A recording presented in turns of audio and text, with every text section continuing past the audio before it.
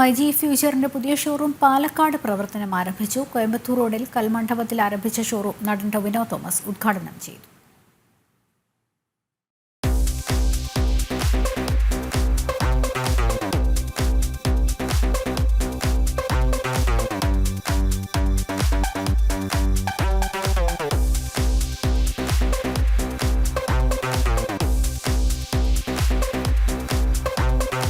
ആധുനികതയും ഗുണമേന്മയും ഒന്നിക്കുന്നതാണ് മൈജി ഫ്യൂച്ചറിന്റെ പുതിയ ഷോറൂം. പാലക്കാട് കൽമണ്ഡപത്ത് പ്രവർത്തനം ആരംഭിച്ച ഷോറൂം സിനിമാ താരം ടൊവിനോ തോമസ് ഉദ്ഘാടനം ചെയ്തു.